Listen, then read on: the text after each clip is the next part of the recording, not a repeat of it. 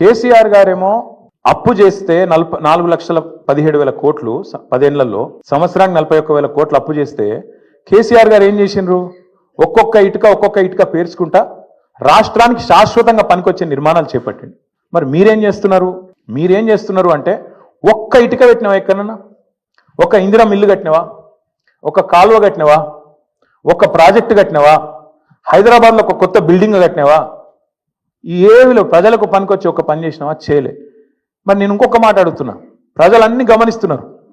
రాష్ట్రమేమో దివాలా తీసిందంటావు, రాష్ట్రం దివాలా తీసిందని దివానా మాటలు మాట్లాడతావు. మరి మీ కుటుంబం ఆస్తులు ఎట్లా పెరుగుతున్నాయి? అనుముల రేవంత్ రెడ్డి గారి కుటుంబం ఆస్తులు ఎట్లా పెరుగుతున్నాయి? నువ్వు అదన్నా చెప్పు సీక్రెట్ మాకు. మీరు ముఖ్యమంత్రి కాగానే మీ అనుముల ఫార్ములా సీక్రెట్ సాస్ ఏదైతుందో అదే మా ప్రభుత్వానికి మొత్తం ప్రజలకు కూడా చెప్తే మంచిది కదా. ముఖ్యమంత్రి అయిన 6 నెలల లోపలనే మీ అన్న అనుముల జగదీశ్వర్ రెడ్డి గారు 1000 కోట్ల పెట్టుబడి పెడతా అని మీతో ఒప్పందం కుదుర్చుకుంటాడు.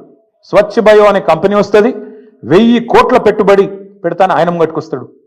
మీ అల్లుడు వెంకట నరసింహారెడ్డి అనుకుంటా ఆయన పేరు, ఆయన కొన్ని వేల కోట్లతోని ఫార్మా కంపెనీ పెడతా అని చెప్పి లగచర్లకు వస్తాడు. దానికోసం నువ్వు మళ్ళీ అక్కడ మీ కొడంగల్లో రైతుల భూములు గుంజుకుంటావు. ఎక్కడికి వెళ్ళి వచ్చినాయి 1000 కోట్లు? మీ అన్నకు, మీ అల్లుడికి. మీ అల్లుడు వారి తండ్రి మీ వియ్యంకుడు మొన్ననే కదా, ఎక్కువ రోజులు కూడా కాలే, మీ వియ్యంకుడు మొత్తంగా అప్పుల్లో ఉండే కంపెనీ మొత్తం అప్పు రైట్ ఆఫ్ అయిపోయింది. మీరు అధికారంలోకి రాగానే మీ వియ్యంకుడి కంపెనీ యొక్క అప్పులన్నీ రైట్ ఆఫ్ అయిపోయినాయి కేంద్ర ప్రభుత్వం దయతోని. మీ జూబ్లీ హిల్స్ ప్యాలెస్ ఏదైతే ఉన్నది, ఇలా రేవంత్ రెడ్డి గారు ఎక్కడి నుంచి అయితే వర్క్ ఫ్రమ్ హోమ్ చేస్తున్నాడో 3 ఇంతలు పెరిగింది. పెద్దమ్మ గుడి దాకా వచ్చిందట, కొద్దిగా అయితే యువతలకు వస్తుందేమో. 2,000 ఎకరాలు కొన్నాడు 4th సిటీ దగ్గర. మొత్తం వెల్దండ నుంచి మొదలు పెడితే 4th సిటీ దాకా 2,000 ఎకరాలు వీళ్ళ బినామీలు, వీళ్ళ కుటుంబ ఆస్తులు పెరిగినాయి.